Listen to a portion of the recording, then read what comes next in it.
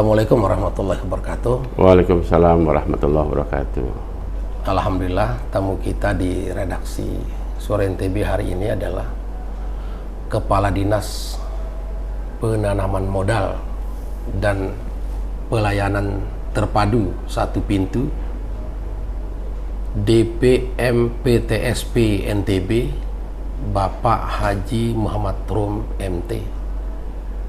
Apa kabar Pak Rum? Alhamdulillah Bang Agus. Sehat ya? Sehat alhamdulillah. Alhamdulillah. Secerah investasi kita insya Allah. Wow. Amin. Apa investasi terbaru di NTB Pak Rum? Jadi alhamdulillah di tahun ini kita lagi ada 4 ya. 4 yang kita bisa fokus yang kita lakukan 2022. Pertama memang smelter yang di KSB, kemudian yang kedua adalah Kepinski yang ada di Teluk Mekaki, sudah ada groundbreaking juga tahun ini. Kemudian yang ketiga kita punya kereta gantung yang ada di Karangselema Lombok Tengah. Kemudian juga kita punya satu lagi di Sekarang Ekoturism. Ini yang kita akan fokus untuk kita bantu. Beberapa hari lalu, kalau tidak salah itu ada pertemuan Satgas Investasi. Iya, Satgas Pertemuan Investasi. Apa agendanya pertemuan itu Pak? Jadi memang kami pertemuan kemarin sengaja kami membuat agak sedikit relax ya. Kami bentuk dalam gala dinner ya, kami undang semua yang tercantum dalam SK Satgas. Yang mana SK Satgas ini dibentuk oleh Bapak Gubernur 17 Februari 2022. Jadi Satgas ini satu-satunya yang ada di Indonesia. Memang kami meniru Satgas yang ada di Jakarta, yaitu dibentuk tahun 2020 oleh Bapak Presiden Jokowi, sehingga Satgas Jakarta inilah yang menyelesaikan membantu kita penyelesaian GTI yang di Terawangan. Kami melihat Satgas ini sangat bagus dan kami coba buat di lingkup provinsi, dan alhamdulillah Pak Gubernur setuju, dan kami masukkan beberapa unsur sebagaimana unsur yang ada di tingkat pusat. Kapan itu mulai dibentuk Satgas ini? 17 Februari 2022 untuk NTB. Baru ya? Baru tahun ini. Nah, dengan Satgas ini alhamdulillah kami mencoba menyelesaikan semua investasi yang mangkrak, yang ada masalah di lapangan. Kita gunakanlah powernya Satgas ini. Karena Satgas ini anggotanya adalah mungkin bisa dikatakan miniaturnya Forkopimda. Bahkan justru lebih tajam dari Forkopimda. Karena kami ada tim kerjanya itu langsung adalah orang-orang yang beliau-beliau yang memang memiliki kapasitas nomor 2 di Forkopimda. Sebagai contoh, sebagai kepala dinas saya sebagai ketua tim Satgasnya, kemudian wakilnya adalah Wakapolda, wakil kedua adalah Pak Kasrem, wakil ketiga adalah Pak Wakil Kajati. Dan tim anggota juga ada lintas, ada vertikal dari BPN. Mengapa kita masukkan BPN? Karena BPN adalah yang mengurusin masalah clear and clean kita punya lahan yang ada. Nah, kalau kita bicara masalah lahan, ya salah satu daripada suksesnya investasi di daerah adalah lahan yang clear and clean. Oleh karena itu kehadiran BPN ini sangat kita perlukan dalam tim ini. Di samping juga beberapa Kesbangpol kami libatkan juga inspektur. Kami libatkan Pol PP, Biro Hukum selaku sekretaris tim, karena memang tim ini bekerja kepada hal-hal yang memang nanti ujung-ujungnya memang akan berbuah hasil daripada keputusan hukum. Oleh karena itu perlu dari tim Biro Hukum kita libatkan. Sebagai contoh yang kita hasil tim di tahun ini adalah yang sudah nyata adalah BSI, Balai Sifat Internasional, yang sudah mangkrak 2 tahun.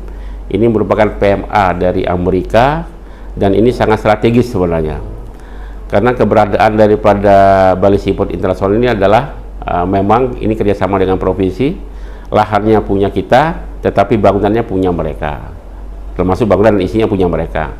Oleh karena itu dengan adanya Satgas ini, kami bisa lebih cepat melakukan eksekusi terhadap investor yang mangkrak. Akhirnya sekarang sudah ada di kita ini kewenangan kita untuk mengelola ke depan untuk BSI itu, dan ini membuka peluang bagi investor baru yang berminat khususnya di bidang perikanan tangkap dan pengolahan hasil tangkapan perikanan kelautan. Nah, kalau yang dibicarakan kemarin itu apa? Iya, salah satunya adalah kita kemarin memang karena BSI sudah selesai, ada 3 hal yang kita sebut, yang kita bicarakan kemarin, yang kita angkat sebagai tema daripada pembahasan kita dengan Satgas kemarin. Yang pertama adalah yang di Sekarong, ekosistem Lombok.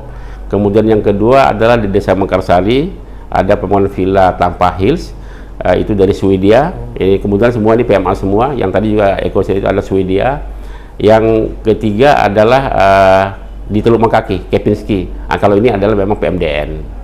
Nah, kami memang sengaja ketiga sektor ini memang ini untuk membackup kita untuk kedepannya.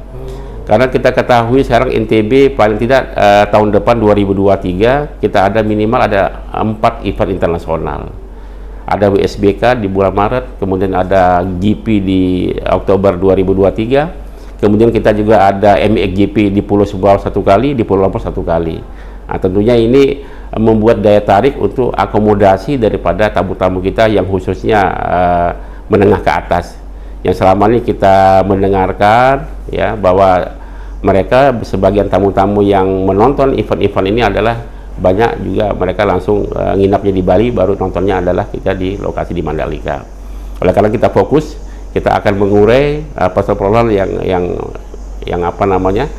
yang menghambat di bidang pembangunan di sektor pariwisata ekonomi kreatif ini. Dan satu lagi, kemarin dalam rapat semalam itu, kemarin malam Pak Gubernur juga berpesan dengan berhasilnya kita GTI walaupun itu oleh Satgas Pusat, kemudian adanya BSI yang di Sumbawa Tulus Santong, ada satu lagi yang menjadi bidikan Bapak Gubernur, yaitu adalah masalah mangkraknya Mawun.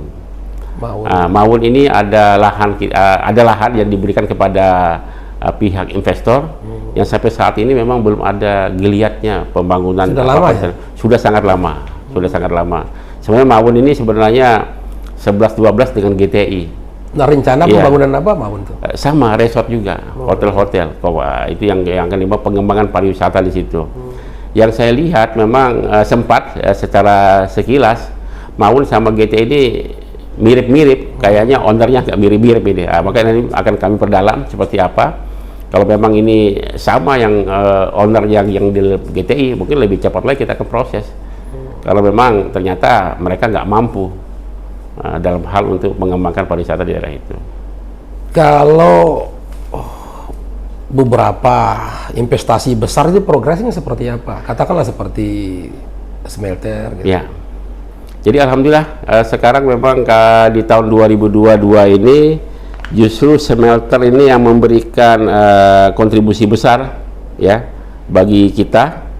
Hampir di triwulan 3 saja itu hampir 11 triliun dari smelter dan termasuk dengan aman mineral yang ada di ex Newmont itu.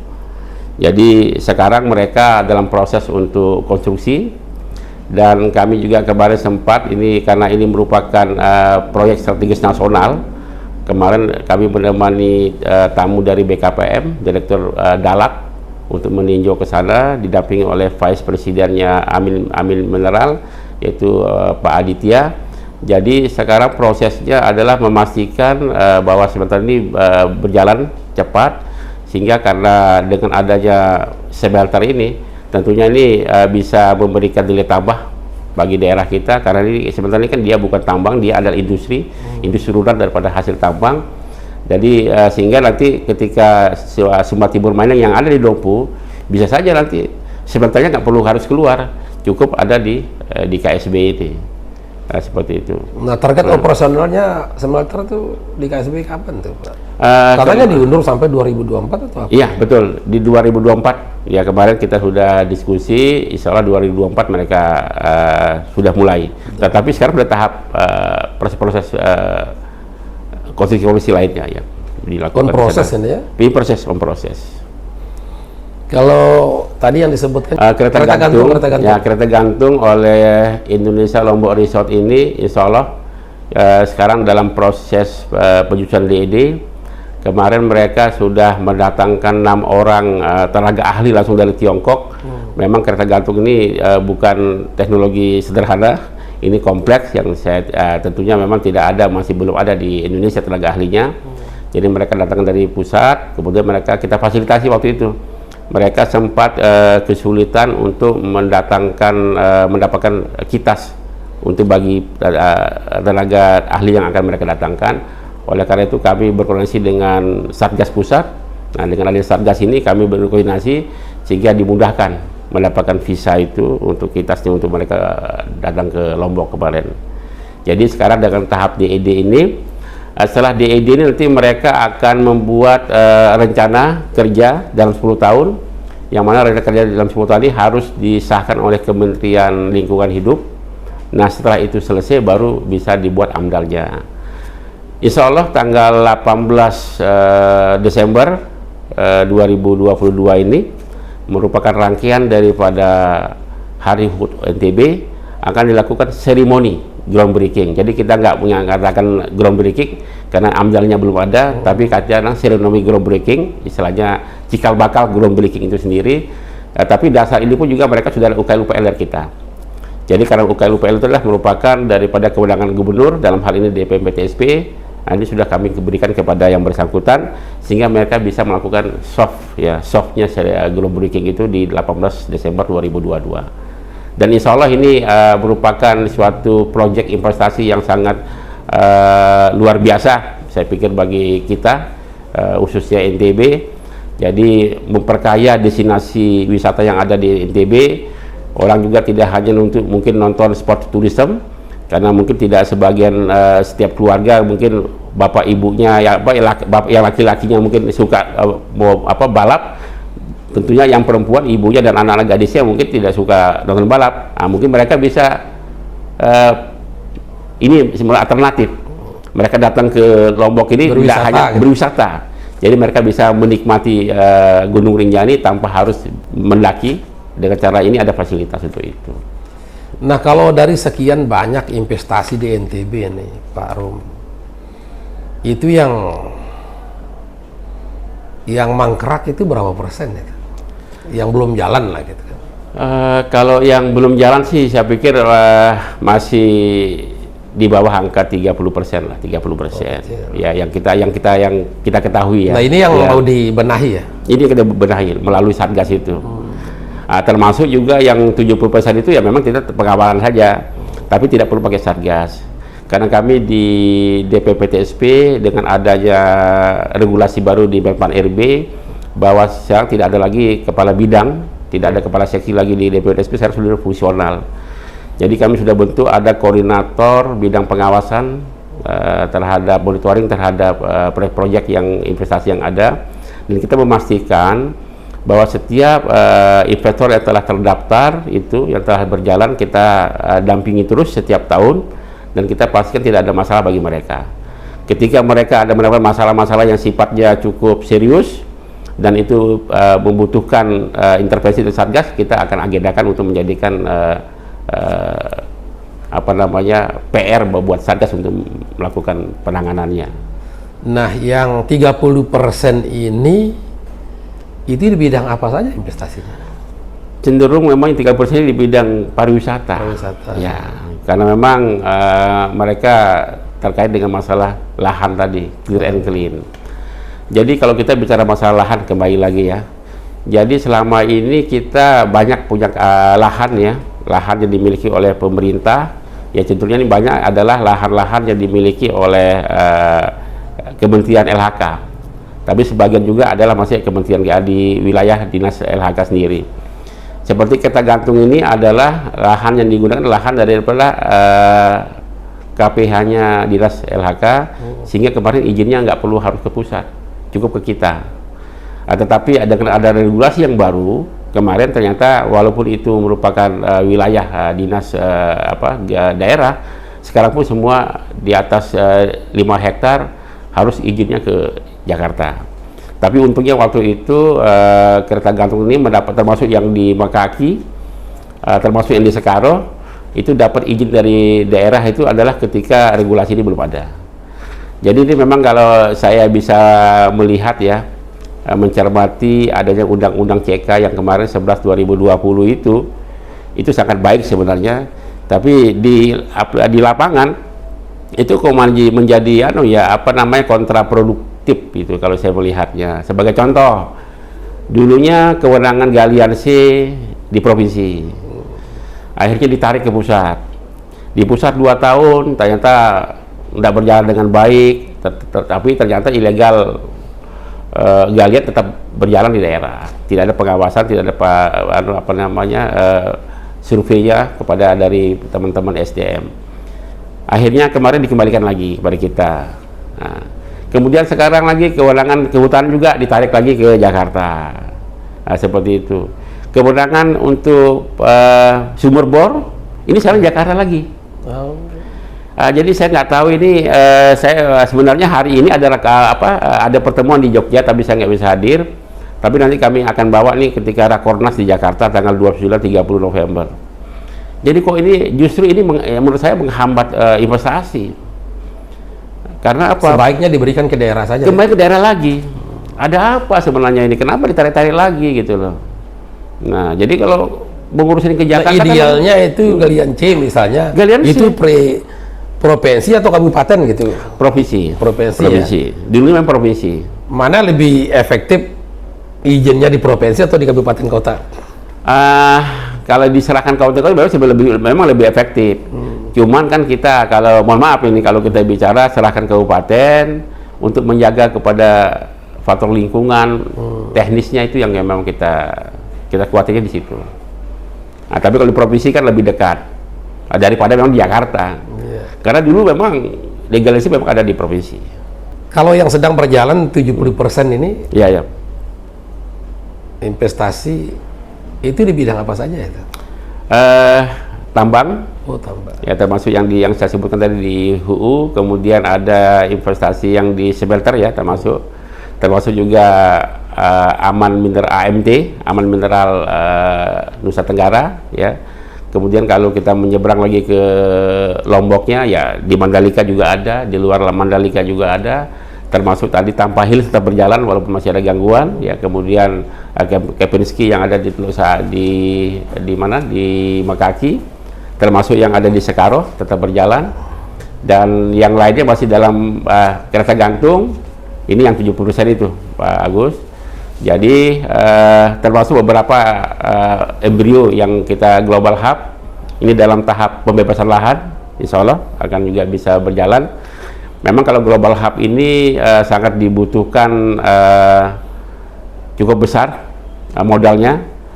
Memang kalau saya lihat perencanaan oleh Pak Soldiamar itu cukup fantastis ya, 350 triliun. Untuk pembebasan lahannya dibutuhkan 3,5 triliun untuk lahannya saja. Tapi kalau ini jadi itu sangat luar biasa lah. Bisa dikatakan 11-12 dengan Singapura. Tapi mudah-mudahan lah. Bukan suatu hal yang sulit, insya Allah. Tidak ada yang tidak mungkin. Tidak mungkin. Kalau kita mau berikhtiar dengan maksimal, kan? Dan berdoa. Kalau misalnya dikaji agak dalam ya, akar soalnya sehingga ada investasi yang mangkrak dan tidak jalan itu apa ya? Pertama, masalah lahan yang tidak clear and clean. Yang kedua, sekarang bukan karena kewenangan ditarik lagi ke pusat. Nah, satu contoh ini, ada kita punya proyek yang cukup sangat bagus sekali, sangat baik ya dan sangat seksi. Di samping tadi yang saya katakan kereta gantung, Gili Petagan. Gili Petagan ini merupakan sesuatu hal yang unik ya. Kalau itu pun ada, sangat luar biasa. Itu sudah 7 bulan berlangsung kita minta izin untuk digunakan oleh investor kita di Kementerian LHK. Sekarang dalam tahap proses, dulu saya pantau juga, sempat langsung ke LHK, sekarang dalam tahap pembuatan petanya. Jadi itu di Petagan itu merupakan resort juga, tetapi ada kebun binatang Jurassic Park mini lah. Di daerah mana itu? Di Gili Petagan, Lombok Timur. Oh, Lombok Timur. Lombok Timur. Itu memang adalah Di sekitar mana itu Lombok Timur? di sekitar Gili Bidara, Gili Lampu. Wah, itu ya. Kalau kita misalnya Labuan Lombok Kayang, dia kita belok kiri ke arah Nyebrangnya enggak jauh ya? kira itu 20 menit. 20 menit sama kayak kita ke Terawangan lah. Ya, jadi dan itu kalau jadi itu sangat luar biasa. Nah, ini salah satunya. Investasinya berapa itu, Pak? Itu rencana 400 miliar memang. 400 miliar, tapi itu sangat unik dan memang ini menjadi magnet juga untuk melengkapi keragaman destinasi wisata yang ada di NTB. Nah, mudah-mudahan itu jalan juga tuh, wah, tambah luar biasa juga. Jadi, nah ini, jadi di samping tadi banyak pilihan lah kalau orang banyak pilihan kalau banyak pilihan kalau sudah terwujud semuanya itu. Nah, dari tadi, jadi lahannya ya. Nah, kemudian masalah kewenangan. Mudah-mudahan lah kewenangan itu dikembalikan lagi gitu loh. Padahal itu adalah di bawah 200 hektar. Kita mintakan cuma Pak Rom akan memperjuangkan agar kewenangan itu dikembalikan. Sudah. Selalu saya di setiap pertemuan Sikap Nasional saya bicara. Saya utarakan, bahkan dengan menteri pun saya bicarakan itu. Karena ini kalau dulunya pernah jadi kewenangan kita masalahnya. Ketika jadi kewenangan kita kan running well. Tidak ada masalah dengan masalah izin-izin seperti itu. Nah, ini kemudian apa pertimbangan pusat kewenangan itu ditarik ke pusat? Saya pernah sempat mendengarkan karena tidak semua provinsi seperti NTB lah, Pak, seperti itu. Provinsi lain itu ketika diberi kewenangan ya sewenang-wenang, nah itu bahasanya. Jadi seperti itu. Nah, tapi harusnya tidak boleh seperti itu ya. Jadi kita melihat generalis terhadap persoalan itu. Sehingga malah sekarang saya sering mengatakan, udahlah, kalau teman-teman pusat nggak bisa ngerjain, udah kembali pada daerah lagi. Itu saya ngomong, bahkan langsung direct dengan yang mewakili Kementerian LHK waktu itu yang ada di Makassar. Sudah hampir 7 bulan ini nggak keluar izinnya. Termasuk juga yang kita mandang juga di Kementerian LHK sekarang izinnya terkait dengan penguasaan lahan untuk pembangunan pabrik tepung tapioka yang di Lunyuk. Mungkin pernah dengar ya, yang di Lunyuk. Itu juga masih sampai sekarang masih dalam proses. Nah, ini itu bahan bakunya ada ya enggak untuk Lunyuk, untuk buat tapioka misalnya? Kan nanti akan ditanam oleh investor. Mereka akan tanam ubinya itu, butuh lahan besar. Mereka butuh minimal 10.000 hektar. Dan kita sudah dapatkan 8.500 hektar. Jadi produksinya langsung tapioka itu? Langsung tapioka. Nah, kalau sudah itu investasinya berapa itu? Itu minimal 500 miliar. Ya, 500 miliar itu investasinya. Jadi banyak yang kita ini masih tersandar dengan masalah itu. Nah, yang ketiga adalah yang menjadi hambatan kita di lapangan terhadap masalah mangkraknya kegiatan ini adalah masalah keamanan. Jadi banyak masyarakat yang selama ini mungkin dulunya mereka menempati lahan-lahan tidur itu, lahan-lahan terlantar itu beranak pinak, ternyata itu bukan milik dia. Itu adalah milik kawasan hutan maupun milik pemerintah daerah.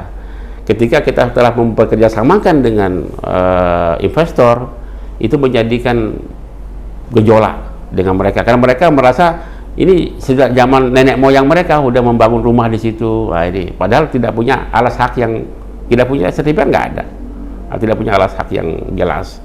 Nah, oleh karena itu mungkin ke depan untuk menghindari hal-hal seperti ini, maka perlu kita sudah mulai saat ini kita inventaris mana lahan-lahan kita yang clear and clean yang kita bisa tawarkan kepada investor. Sehingga kita investor datang, sudah mereka bisa action. Yang keempat adalah banyak investor juga ternyata memang abal-abal, banyak broker, nggak punya duit.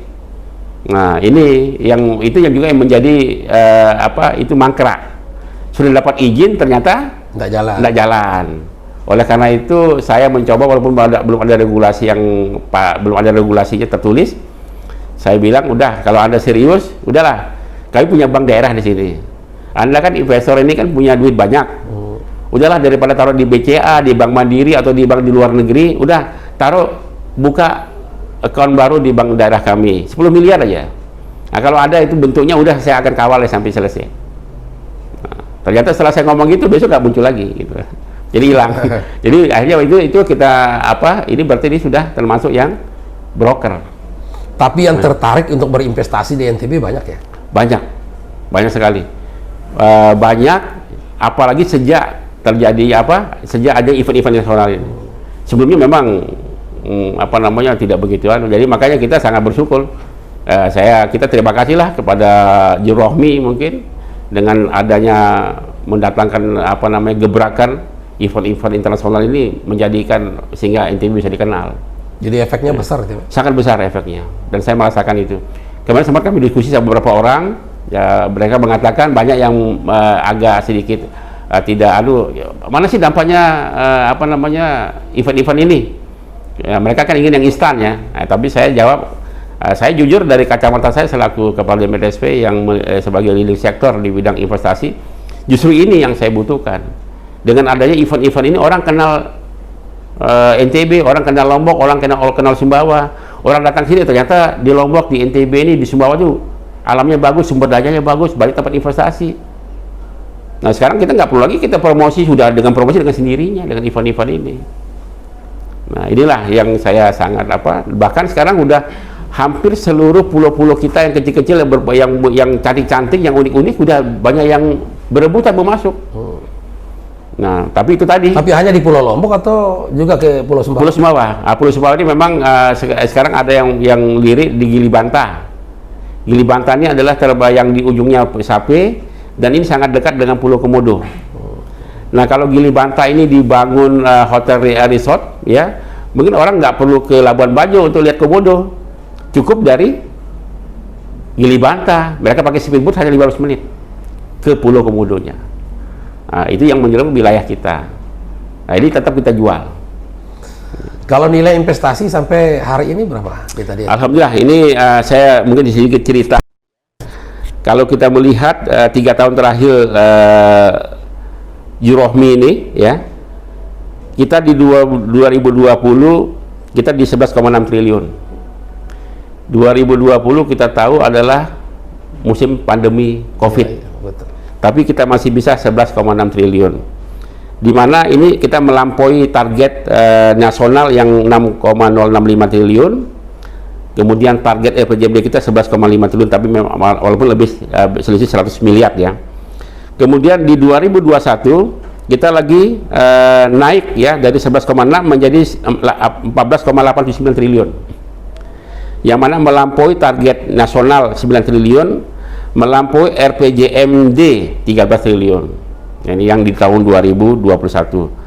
Kemudian saat ini sampai triwulan 3 di bulan September yang lalu masuk investasi di kita 15,437 triliun.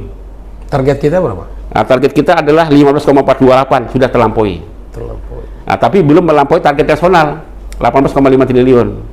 Tapi saya optimis karena kita masih punya smelter, kami masih punya Sumbawa Timur Mining, kita masih punya ITDC, yang mana ITDC ini kemarin sempat melaporkan tetapi injury time, sehingga datanya belum masuk, tidak bisa diolah oleh pusat.